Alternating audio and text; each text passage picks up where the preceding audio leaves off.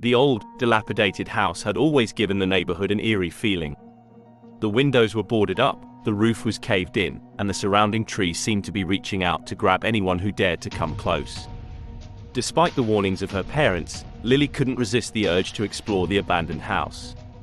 As she stepped inside, she was greeted by a musty smell and an overwhelming feeling of dread. Suddenly, she heard a faint whispering coming from somewhere within the house. As she made her way deeper into the house, the whispers grew louder, and she felt a cold breath on the back of her neck. She turned around but saw nothing. Just then, a gust of wind slammed the door shut, trapping her inside. Lily knew that she was not alone, and she couldn't shake the feeling that something sinister was lurking in the shadows, waiting to pounce on its unsuspecting victim. Lily tried to push open the door, but it wouldn't budge. She was trapped, alone in the dark house with whatever was making those noises. She tried to calm herself down and think rationally about what to do next. She decided to follow the sounds, hoping that it would lead her to a way out. As she crept along the hallway, Lily saw a glimmer of light coming from a room at the end of the corridor. She cautiously approached the door and peered inside.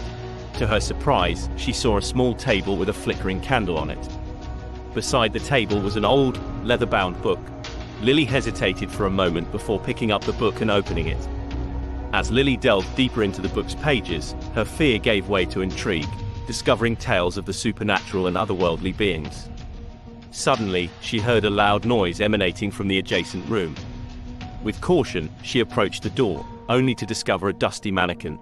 But her relief was short-lived when she heard a voice behind her and turned to see a shadowy figure.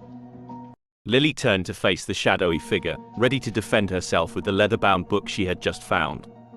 But as the figure stepped into the light, she couldn't help but burst out laughing.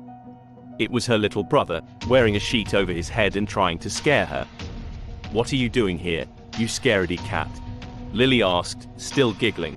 "I followed you, but then I got scared," her brother admitted. Lily shook her head and rolled her eyes.